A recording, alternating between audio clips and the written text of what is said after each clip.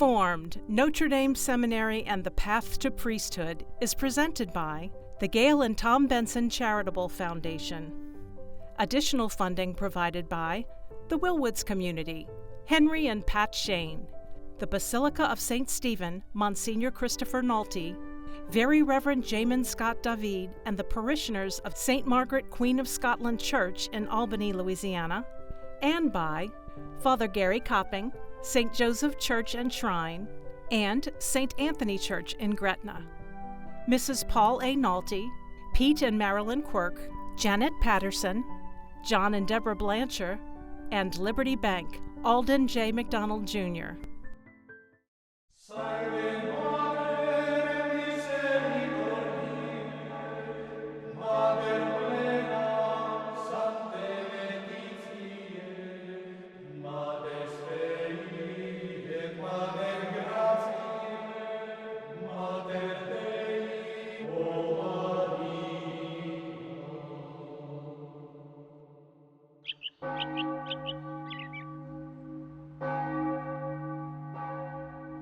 This is a place where lives change.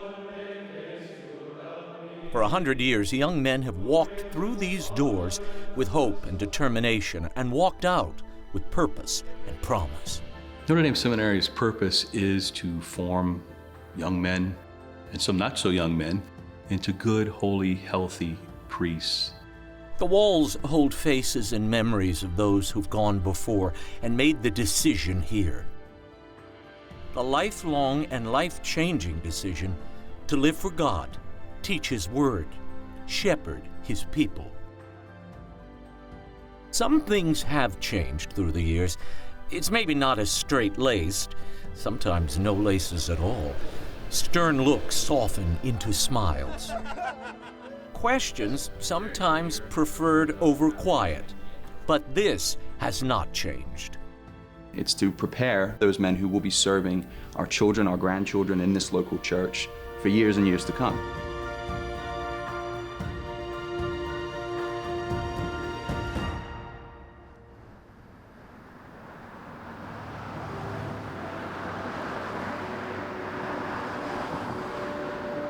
People pass in front of the building and say, well, we didn't even know that was a seminary there. We knew it was a pretty building, but we didn't know what was going on there. What's happening in that building is how the whole church began. Our Lord gathered apostles around Him. He formed them for 3 years. Within these hallways is what our Lord did 2,000 years ago. It's not just people walking around studying theology all day long or praying all day long. And I think a lot of people misunderstand that. They think of their lives as being snatched away and that they will not be a part of human life and a part of our culture, and that's not true. Behind the doors really is what it is it's a place of encounter where the men are really encountering Christ to really be formed into the person that they're called to be. There is a place of friendship, of fraternity. They have their communal gatherings. And so it is a place of encounter and not so much of a mystery. I was telling my mother that I think I was going to be on the North Shore to study 2 years of philosophy. And then I met with the Archbishop here, and he told me that I was going to be doing philosophy at Notre Dame Seminary. So that's how I decided that I was going to be at Notre Dame Seminary. We exclusively use Notre Dame Seminary for the formation of all of our guys going through theology to serve in this diocese as priests. It's not uncommon that other dioceses sometimes will use multiple seminaries, and they'll send to different places. There are 41 major seminaries in the United States. And during the time that I served, with the great support of Archbishop Amen, we grew our seminary to be the second largest in the country. Seminarians don't decide where they go for the seminary, it's up to the bishop. So the role of the rector is to convince the bishops why they should send their men here. Thankfully, with Dallas, we actually got to voice our preferences of where we want to go to seminary. Almost everybody in my class going up to theology wrote on our preference form to the bishop, we'd love to go to Notre Dame Seminary, and most of us ended up here. The reputation has been a century in the making. Those seminarians who've entered and left to spread the gospel left footprints for others to follow. Those who've stood up to support it made sure it still stands. That's one of the great things about Notre Dame Seminary, is that it includes the Southern culture and the Southern way of Catholicism. The church, even in New Orleans, even though many people are not Catholic, the church is understood as being part of the culture. I think this is a Catholic community and a Catholic city, and I think the people here want to help, knowing that these men are giving up their lives for the church. Without the priest, where would we be? We just can't do that. It took a long time for the seminary to become a reality, but not for lack of trying. Right after French settlers set foot in the new colony of Louisiana, they wanted a seminary. They needed priests. And for the next 2 centuries, people kept trying. But even if they got one going, it soon failed. Twice, the campus of St. Stephen's on Napoleon Avenue in New Orleans was used, and one time, a building at the old Ursuline convent in the French Quarter held seminarians. All those closed, usually because there just wasn't enough money. There was and still is a minor seminary within the Archdiocese in Covington, Louisiana, run by Benedictine monks, St. Joseph's Seminary, also known as St. Ben's. But the people wanted a local, major seminary, one that would turn out a lot of priests for their churches. As it was, young men who wanted to be priests were sent far away for training. In 1918, the newly installed Archbishop John William Shaw was determined to change that. There was a priest at Mater de la Rosa on Carrollton Avenue who had been buying land nearby for future parish development or just to sell off later. Then in 1906, he formed a lobbying group to have Carrollton Avenue paved from the river to Bayou St. John, and that raised the value of all the land he bought. One of his properties on that paved avenue was a 40-acre dairy farm. Since it was owned by the church, the Archbishop now had a place, and he also had a plan. He was seeing the same enthusiasm, the same prosperity in society at the time, thinking, I need men for my diocese. And so this is what we need to do.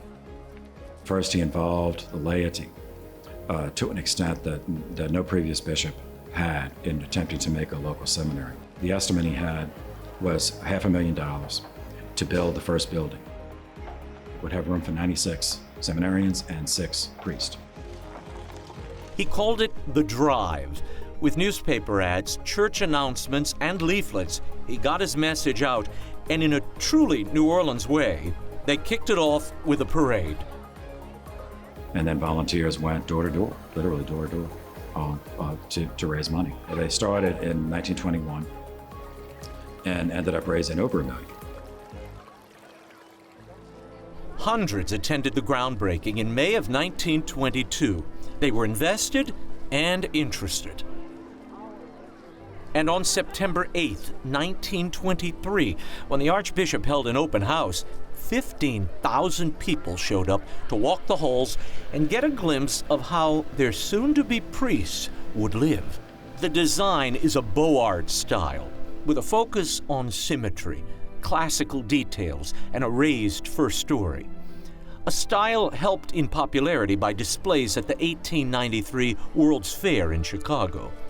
The original seminary building, now called Shaw Hall, is in the shape of a capital E, with enclosed courtyards filling the empty spaces.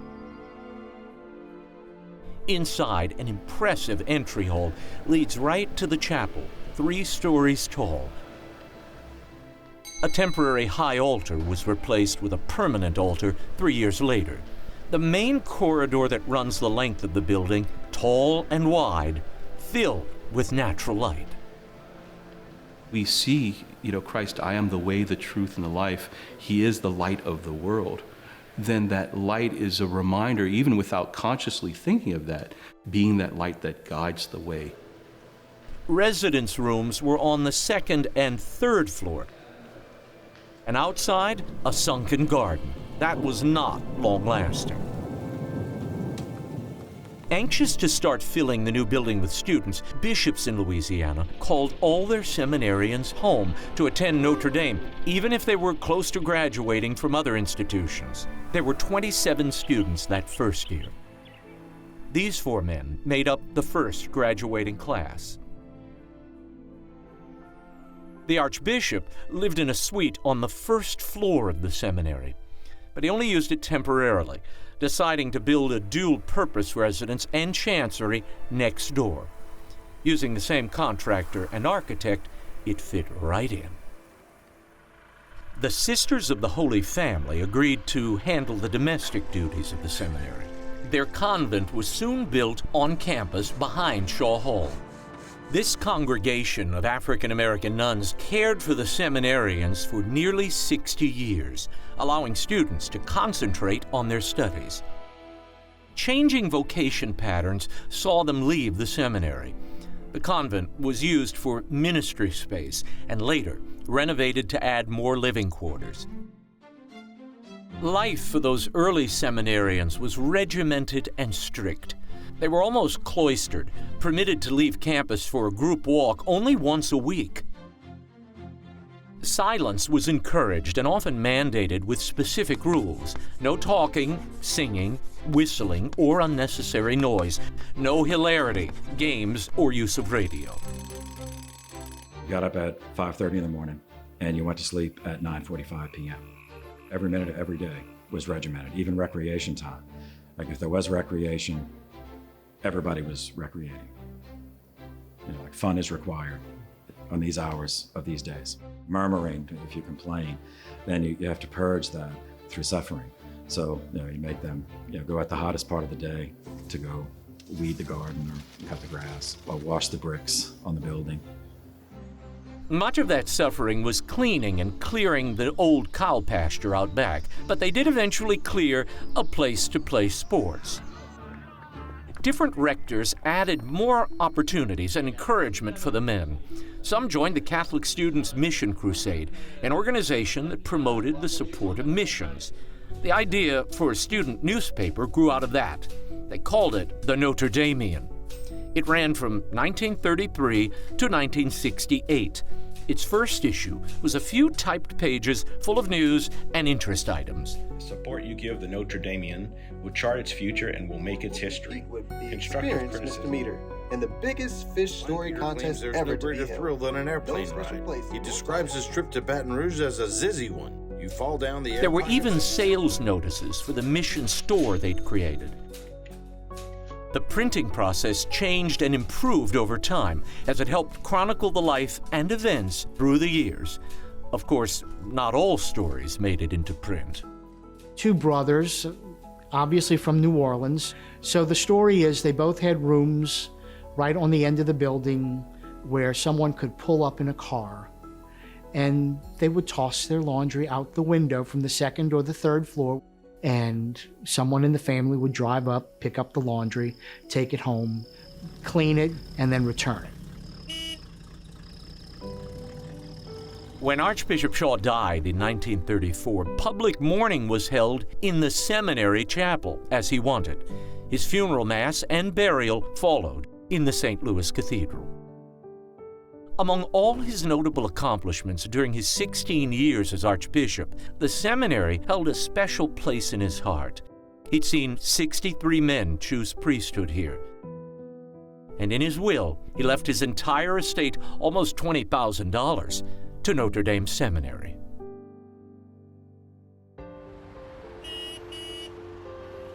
There was change in the air in 1935. The seminarians were allowed to play basketball in the Jesuit High School gym. In their first game, they defeated St. Ben's 40-17. A Monsignor bequeathed his extensive book collection to the seminary, and the new Archbishop, Joseph Francis Rummel, personally donated steel shelves to fit them in the library. Students formed a drama club and put on plays, and to celebrate their new baseball diamond on campus, somebody translated all the baseball rules and regs into Latin. Soon, much of their attention was focused on the 8th Eucharistic Congress in 1938. They would be serving and singing throughout the 4-day, energizing, nationally and internationally recognized event. The seminaries provided one of the choirs, and the director for all the music for the whole event was on the faculty here, Father Robert Stahl. He was assigned in 1936 to prepare for the Congress in 1938. He actually wrote a couple of pieces of music himself. The seminary was briefly in the running to be the site of the huge event promoting Eucharistic devotion. But City Park Stadium won out because it was big, easier to get to, and had seats. 150,000 people turned out for the final day of the Congress. That year, 13 seminarians were ordained, one of them Joseph Verbus Lafleur, who would volunteer to serve as a chaplain in the military.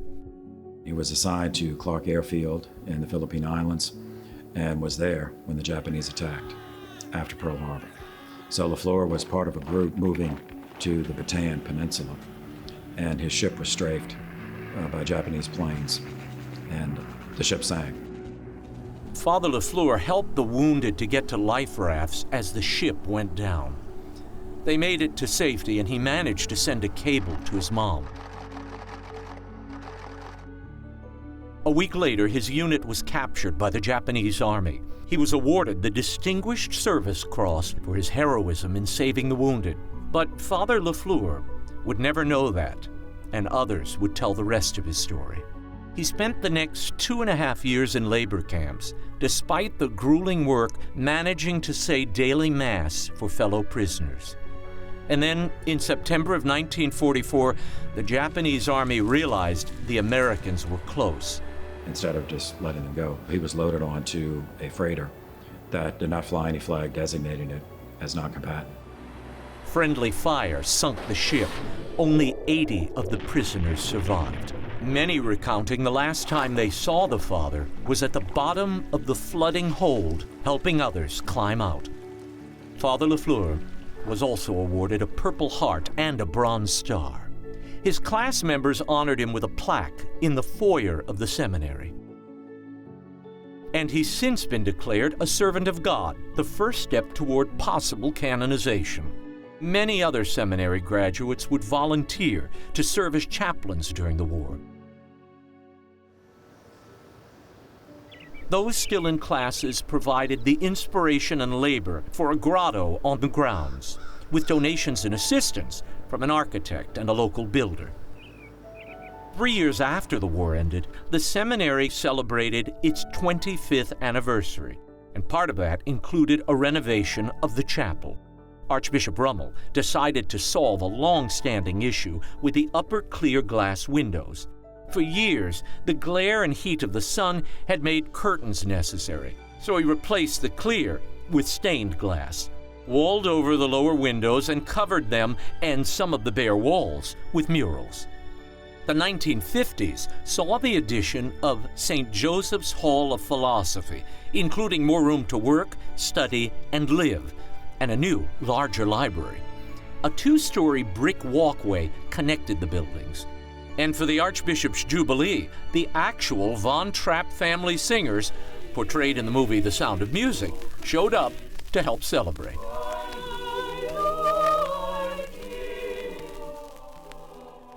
Something else was echoing through the halls before the decade ended. Word that Pope John XXIII was calling an ecumenical council. People would refer to it as Vatican II. Part of the council was updating the way that men are prepared for the priesthood, that presented a change that was revolutionary. It was no longer seen as desirable that every minute of every day, would be planned by someone else. They didn't even have keys to the building, so they got a key. The mail was no longer censored. We no longer had to wear cassocks. The freestanding altar at some point was moved down at floor level into the nave, the seating area of the chapel. There was new music composed. They would use glory and praise music instead of the old Latin. Beginning today, my mornings are In fact, 5 seminarians formed a group. They called themselves the Damians. The Damians were all in seminary and all ordained in the very late 60s.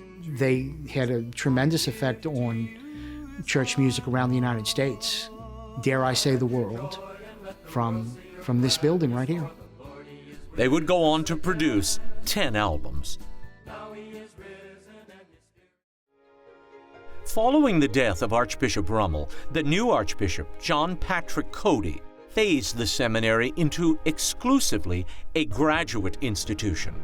St. Ben's, the minor seminary north of the city, would become a bachelor's degree college. Then, going with an idea from some seminarians, the Archbishop set up a priest committee for the swimming pool, then got some professionals to do the work.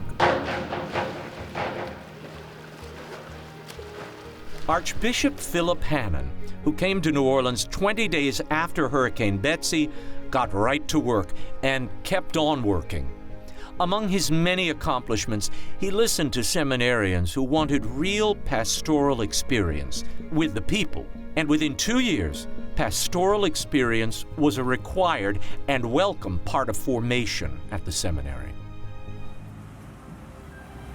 In the late 70s, when a decrease in enrollment threatened the future of the seminary, Father John Favalora, an NDS alum and professor, was named to a committee that helped secure its future.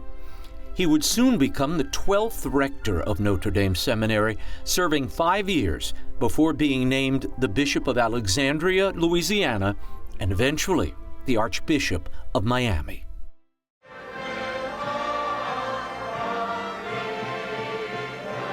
When the Pope came to town in 1987, St. John Paul II stayed next door to the seminary. He stayed here at the Archbishop's residence. Archbishop Hannon was the Archbishop at the time. I was rector of the seminary.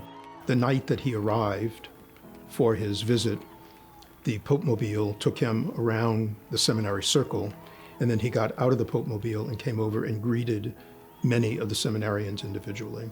And so that was a very powerful moment. While security was tight and crowds were overwhelming, the Pope wanted to share a special moment with those who would soon become priests.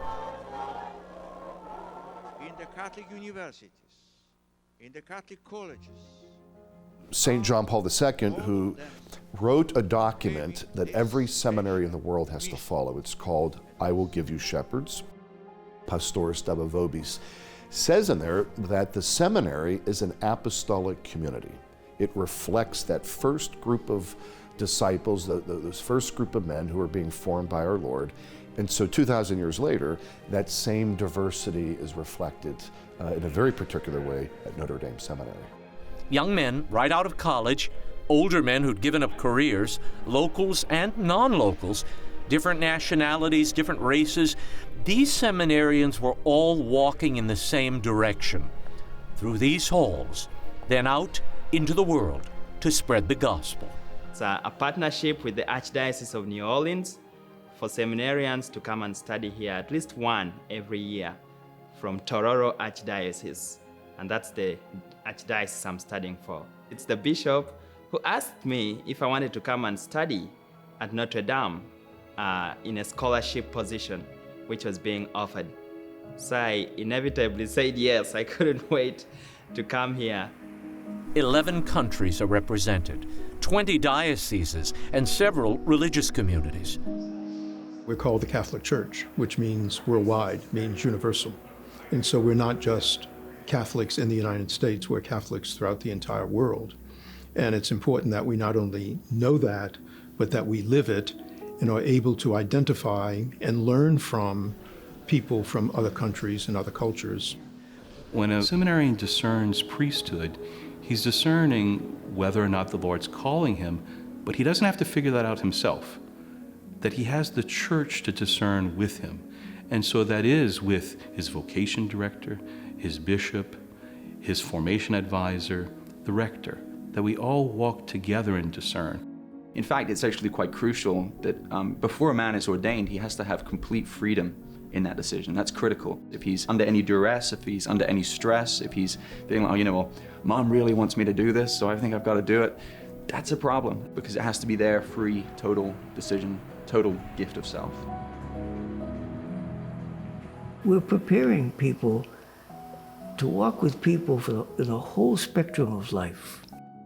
And of course, also make sure that they're pastorally attuned to people and situations people find themselves in.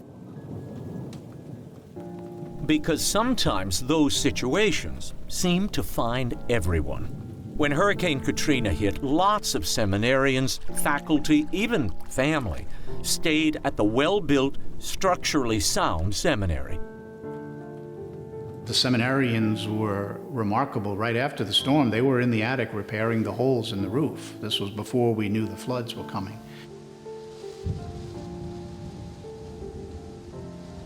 So August 29th, 2005, levees broke in multiple places. There was water all over in this neighborhood. And the guys here had to haul up, bring up to this floor, the main floor of St. Joseph Hall, a lot of the items that were down there on the ground floor. We raised probably thousands of volumes of books up to higher level, and so we never lost a book in the library. The conditions became worse and worse with each day. Our facilities, our plumbing began to not be able to be used, and so we couldn't stay. And most of the people were evacuated by National Guard in their big trucks.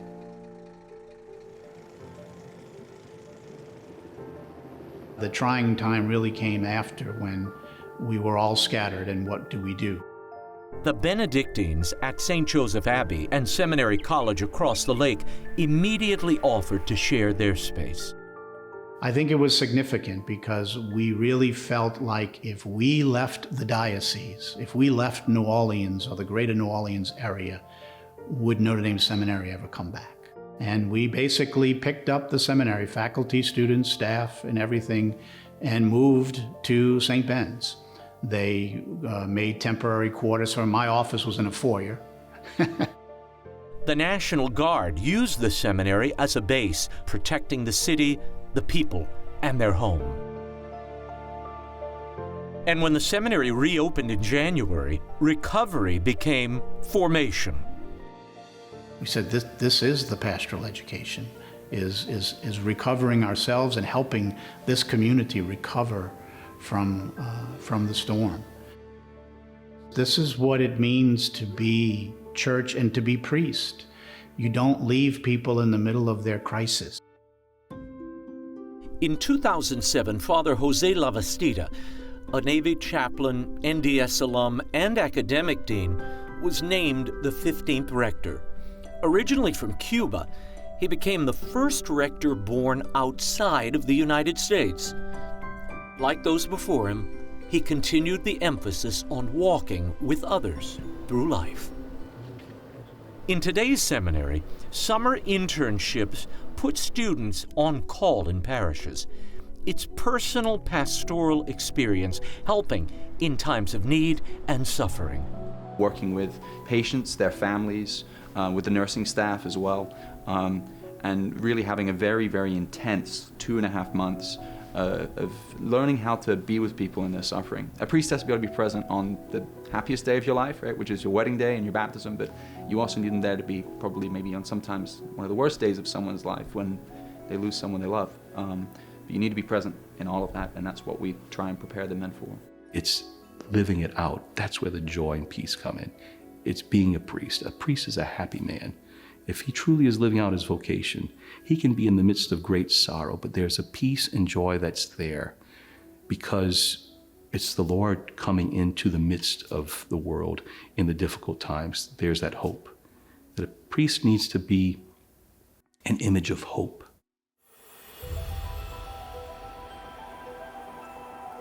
At the center of the seminary, figuratively and literally, is the chapel. A place of encouraging, renewing hope. To me, that's always been a special place, and it's always been a special place of prayer for me when I was a seminarian, and still when I go back to celebrate Eucharist there. Just to know the kind of, almost like the aroma of prayer that is in there, Just the hours and hours and hours of years and years and years of prayer that has occurred in that place.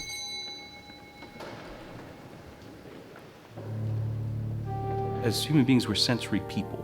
We need senses. So that's why with the liturgy, we have what we call the bells and smells. You hear the music, you can smell the incense. A beautiful chapel with artwork, with symbolism that's there, because it helps sometimes to act as a springboard to help a person go deeper in their spiritual life. The black and white, it's also the same type of flooring that's in the cathedral. So a nice connection with the two, the place that prepares the men to lie down really on that floor. Of course, my favorite spot is the chapel. And that's where I really understand why I'm here. 2 years in, I went away for a year to be in the parish and then came back. It was just such a consolation to know, okay, I'm back in this chapel, and I know that the Lord has done great things for me here and will continue to. That's the beating heart of the seminary. If you had somebody who said their favorite place was the cafeteria or the snack room or the movie room, I'd be suspicious.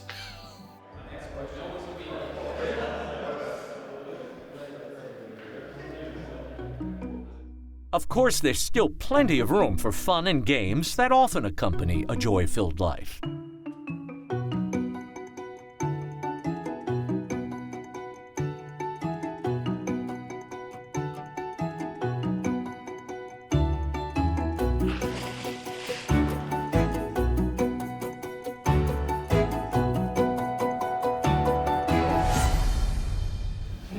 At that time period was different from what was before. Seminary life now looks a lot different than those earlier days. For one thing, technology. There is technology. Study chairs seem way more comfortable. The cafeteria experience, joyful. There are conversations in the halls, there are non-seminarians in classes, there are women in classes, and women teaching classes. And what's the name of it? I have to say that I do feel the mom hat here quite a bit. Yes, I do. But I try to put the professor hat on when I am teaching. I'm actually teaching pastoral theology to the lay students, so I was kind of wondering. We do have courses for the laity too to help them in their pastoral leadership and educate them to be good catechetical resources in their parishes. It's a 3 to 4 year program, pretty intensive, but it's awesome. Our priests, their jobs get more and more demanding over the years. Having strong lay leaders in a parish can really help a pastor to see his vision fulfilled.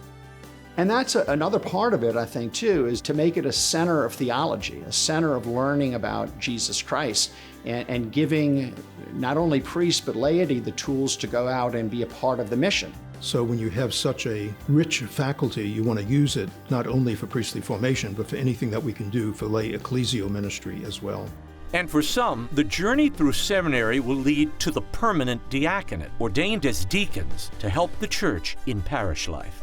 And I think Notre Dame has also managed to do that without losing its primary identity, which is as a seminary for priestly formation. That has not changed in the last century, but the approach, the methods, the rules have.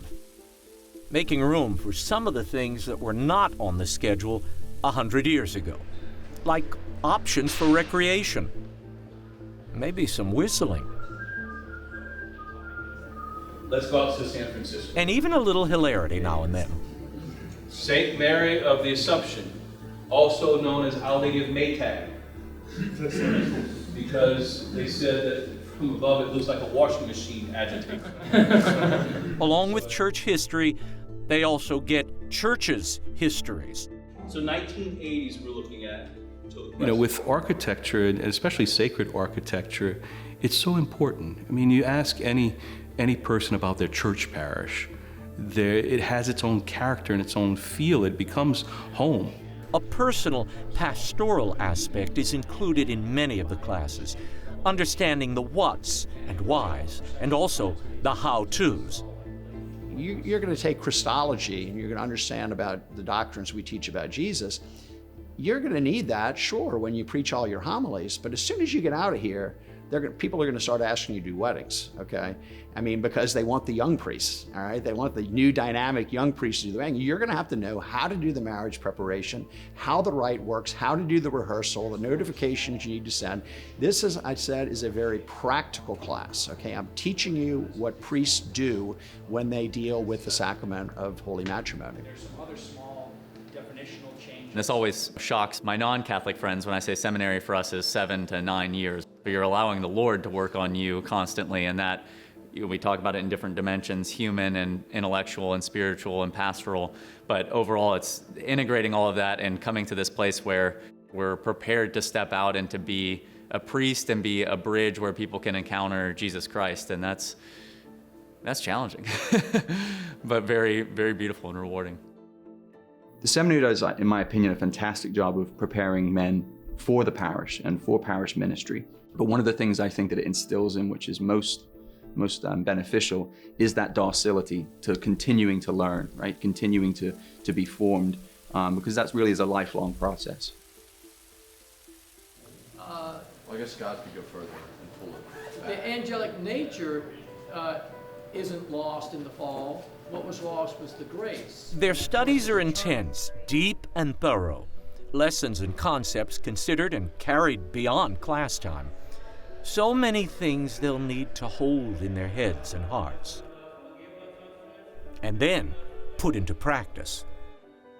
We do Mass practicums, which is basically practicing how to say Mass. It's like sometimes you've been going to Mass all your life and you feel like, okay, it's not going to be too far, and I'm now just going to be the other side of the altar and I'm just going to do what the priest does. And then you do it and you try and do it, and it sometimes ends up looking like you've never been to a Catholic Mass before and you've got no idea what you're doing. You do feel a little bit like an imposter. You can serve every single day in the sanctuary, but the minute you're now facing the congregation and speaking for the first time, it's very just different. They practice a lot, and there may still be nerves, with classmates helping and watching, and with a professor sitting there watching and grading. But by the time their final comes around, they know what they're doing. And it's not only Mass. They practice for funerals, which is why a casket sits at the door of this small chapel. Occasionally a guy would be known to get into the coffin right there on the entrance and wait till someone walks in and pop out. That's happened a little bit. Sometimes everything seems funny. May the Lord bless these rings, which you will give to each other. Even when it's supposed to be momentous. Sorry. I looked at the rings and kind of giggled. Try to make things real. I always say with the homilies, they should have people's cell phones going off, have the sound effects of babies crying, just to get them used to it, because it's real life. And that makes all the difference. We're serious about our prayer and our liturgy, but we can't take ourselves seriously, because in the parish so often there will be things that will happen that you just have to laugh. Receive this ring. Receive this ring. It looks like paint tape. And mine's Scotch tape because it's diamonds. Really? Yeah. Humility is also learned here, although not always officially, and not always in class. Saturday, we're busy losing to St. Ben's. Yeah. So we have a competition with St. Ben's across the lake in soccer. Actually, it turned into this whole field day. So spike ball, volleyball, tennis, soccer. Yeah, it's a real humbling experience for us typically. Yes, I believe that Notre Dame lost in spike ball, yes, but we will be victorious for soccer, yes. That's so bad. Well, even last year, the same story. It's so humbling. Good job, John. Let's go, Thomas. and we are on average a little bit older. You know, that's what's good about the two seminaries, is that it allows for competition. It allows for really fraternity. And it allows for a nursing home to go play against a high school, essentially. I hope one time we shall win it. There's still hope. Yeah. A trophy sits in the family room, reminding them of some other time. This family room used to be the library, but when the books moved, this stained glass remained behind. It had been donated in 1922 by a member of the original Seminary Drive Committee. He'd been given it in gratitude for his National Catholic War Council work, visiting American soldiers in France during World War I. The identity of the saint here is a mystery. The centuries-old glass came from a chapel that had been destroyed in the war. But this survived. Another treasure residing in the seminary is not quite as aged as the window. It's now in St. Joseph's Hall, with its bigger, better library full of stacks and levels and things they need to know. And much of what they need to know is in this treasure, a Bible. This was one of Father Robert Stahl's most prized library holdings. Father Stahl was the librarian here officially from 1937 and did work in here until his death in 1999. What we have here is called the Complutense Polyglot Bible. It's a 4-volume set of the Holy Bible in Latin, Greek, and Hebrew. It was utilized at the First Vatican Council in 1870. There used to be a TV station at the seminary as well, WLAE-TV. Archbishop Hannon, he acquired 2 satellite dishes pointing in different directions. So one of them was in our parking lot, pointed, I guess, south, and the other in front of his house to the left, pointing north. WLAE has been broadcasting from its studios on the campus of Notre Dame Seminary. WLAE eventually moved out, and the space became a multi-purpose hall named in honor of Archbishop Schulte. We wish all our viewers a good night and a better tomorrow. The World's Fair, held in New Orleans in 1984, left something behind, right on the front lawn of the seminary. A larger-than-life bronze statue and fountain titled Christ and the Samaritan Woman at Jacob's Well. It had been on display in the Vatican Pavilion at the fair. Thanks to the artist's family, it is now a central focus on the seminary grounds. So many have donated, helped, stood by the seminary all these years, people who understand this place as fundamental to life here. The Serra Club's basic philosophy of reason for organization is to support the vocations, and in supporting the vocations, we've been doing crawfish boils probably 20, 25 years. They love it. Thank you. It was great. They come, they read to us some jokes, and then they also have, I call it a raffle. They call out ticket names, and then if your ticket wins, they give you $20. That's great. Some people get pillows. Clubs, churches, individuals reach out and stand by them. Invite them to dinner, cookouts, or events. They believe in supporting those men who are dedicating their lives to serving them, because they know if they support them, they'll be supported in their times. That when they go through those difficult times, they'll have a priest there to walk with them. There was a campaign led by Mr. Joe Cannizzaro, a good friend of Notre Dame, and that brought in $2 million, and that was to be used to recruit and retain faculty. There are hundreds, literally hundreds of people in our archdiocese who supported the I Will Give You Shepherds campaign. Mr. and Mrs. Benson had a campaign for the seminary along with Peter Quirk, who was on our staff at the time in the Catholic Foundation.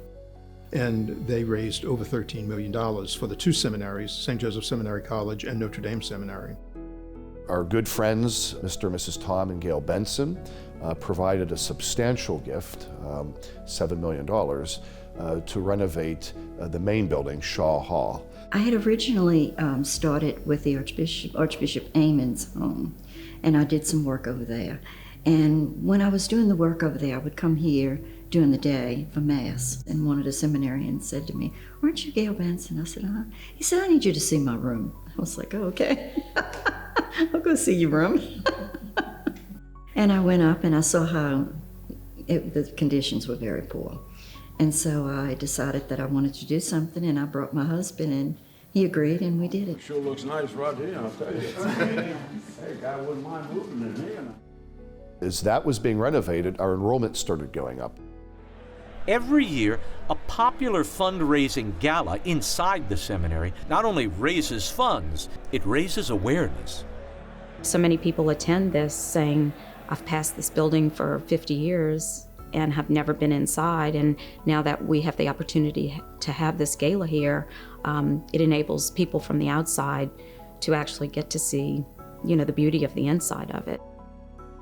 It's individuals that are just like us, very interpersonal, interactive, and just good people to be around. Having those men enter seminary and give a yes to God is very humbling. Catholicism plays a major role in the lives of everyone in this city. This is a tremendous asset, and we should do everything we can to nurture it. We never take people's generosity for granted, either their financial responsibility, their spiritual support, and certainly the leadership of our bishops as well. The seminary itself has changed over the years. Construction crews or scaffolding announced a new look, or repairs, or updates. Soon the chapel ceiling will once again be filled with murals, and the green marble from earlier years replaced with oak to match the chapel doors. A softer, warmer look, and maybe feel. Father Jim, part of his legacy will be the temperature of the chapel. One of our priests here at the seminary, you'd find him going into the chapel in the morning with a giant coat on, because you could chill a glass of water in that chapel. I don't know what happens with the AC temperatures, but it's crazy. And Father Jim, he was insane. I was with the coat. Many of us were with the coats inside that chapel. It was terrible. I didn't want to pray anymore. It can be rather cold in there, sometimes literally with the air conditioning. Sometimes you get worried that maybe people are going into some sort of comatose state because they're just frozen in there. That's been adjusted. Every seminarian pitches in here to help. They each have a house job. It could be liturgical, or student government, or extracurricular. It's been that way for a while. And each class was responsible for putting on a community night, which would be a dinner and maybe something else. One of my fondest memories is playing the murderer in the play written by one of the seminarians, but I ended up being the one who was the murderer.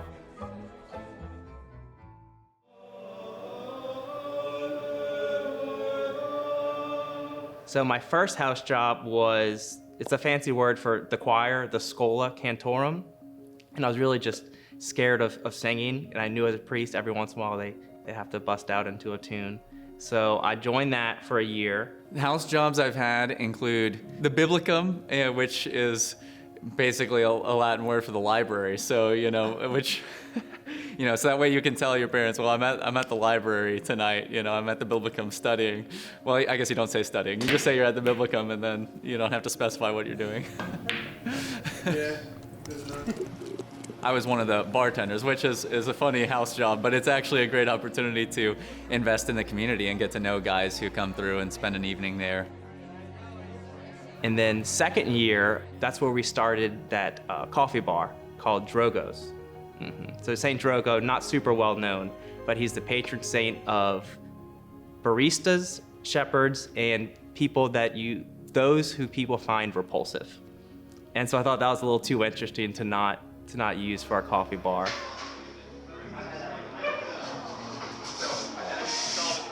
When I saw that coffee machine, I was like, oh, I wish I could have the opportunity like to work here in the coffee shop. And not long after, there was one of the guys that worked here that told me, do you want like to become part of the team here and do this as your house job? And I was like, oh my gosh, of course I want. And I think that also comes into providence. And God is not only about, you know, the big things. God also takes care of very, very tiny things.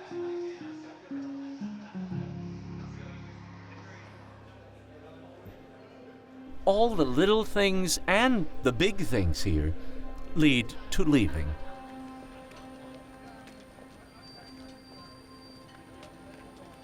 This day of pictures and hats and walking means the rest of their life is getting closer.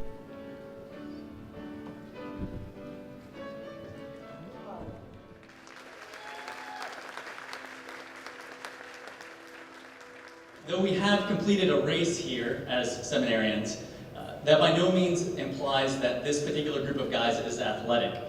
In fact, in our time here at Notre Dame Seminary, we have managed to lose every major sporting event except for one volleyball game in 4 years. Now, of course, as we depart, we are not simply finishing a race, but starting a much more important one.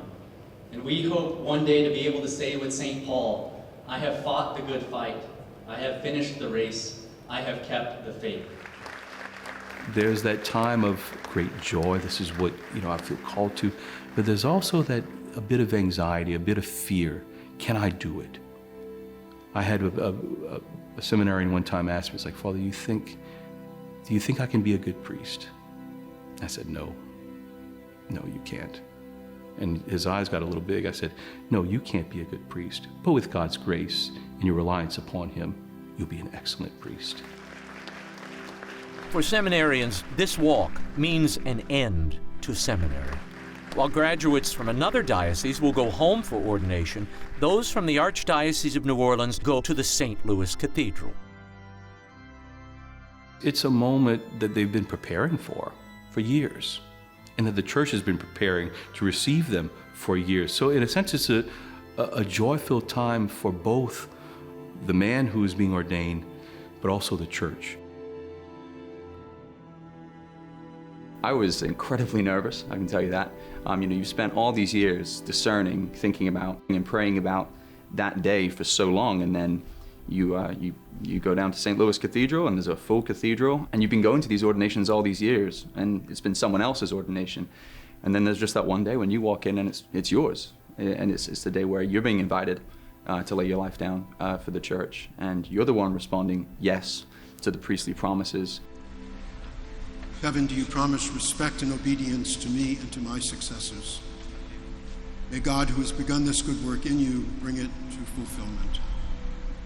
And I think that's the important part to remember for the men, is that when you lie down on the floor, it's your life that you're pouring out. You empty yourself out. Why? To be filled by the Lord. There is a beautiful moment in the ordination rite where you are, the term is, vested, where the vestments are put onto you for the first time. And I think there's a beautiful piece of symbolism in that as well, that you're not the one taking it upon yourself. It's the call of the church, it's the call of God himself that the man is responding to. And then there's that beautiful moment where the church itself, puts this new vestment on you, signifying that something's just changed. I went into the day with some expectations as to how I might feel, but that whole day it really just kind of feels like a blur. And then suddenly people are calling you Father, and just like that. They weren't calling you that 3 hours ago, and now they are. And it's a strange phenomenon. Sometimes I say, you may wake up the next day after ordination and you look at yourself in the mirror. You have to remind yourself, I'm a priest. Because it's still the same person that you were the day before, but changed, different.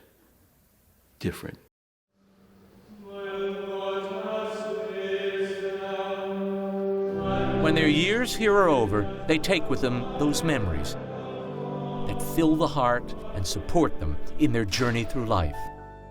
They say that for priests, because of how important the time of seminary is, it really is a foundation for our whole priestly life. You know, there's a wisdom to that, kind of being away with the Lord, having that extra time to devote to prayer and to study, to be just with Him constantly in those years of formation. For me, there's a transition from a life that had very little direction and purpose to a life that does have a complete focus. And that would not have been possible without the seminary. The only thing I ever wanted to be when I was in the seminary was a parish priest. I've lived most of my human life on Carrollton Avenue in New Orleans. When we put our hands in the bishop's hands, we promise that obedience. We never know where the Lord's going to take us. And as another class walks through these doors, another century of formation begins. When a young man shows up at seminary for his first day, and he's wondering to himself, you know, I don't know Latin, I don't know all this other stuff, and everyone else seems to know that they've got it all together, which they don't. But you're walking in there with all of your nerves and uncertainty. It's comforting to see those words, which every man has to walk under before he enters the seminary, which is that God will provide. God will provide. It's right above the front door of the building. And so that's a promise that God has made. He will always provide. Close to 1,000 priests have been ordained from this place. And you multiply how many baptisms, how many weddings, how many funerals, how many last rites, you know, all those did, serving the whole South. I think about that oftentimes, how many hundreds, thousands of feet have crossed these floors, and really think about all those who have come before, you know, that have given their lives, and we continue.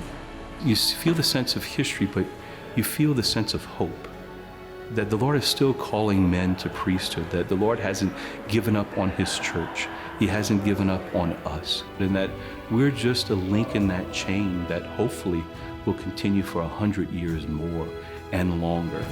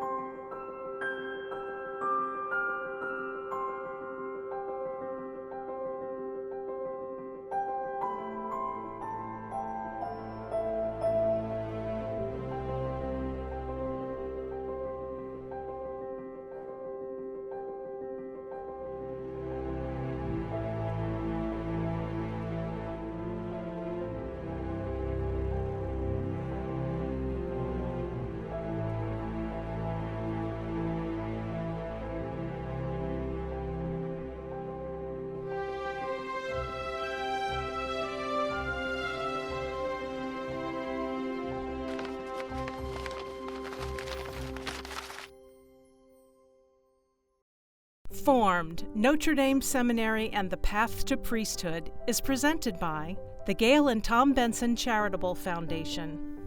Additional funding provided by the Willwoods Community, Henry and Pat Shane, the Basilica of St. Stephen, Monsignor Christopher Nolte, Very Reverend Jamin Scott David, and the parishioners of St. Margaret Queen of Scotland Church in Albany, Louisiana, and by Father Gary Copping, St. Joseph Church and Shrine, and St. Anthony Church in Gretna.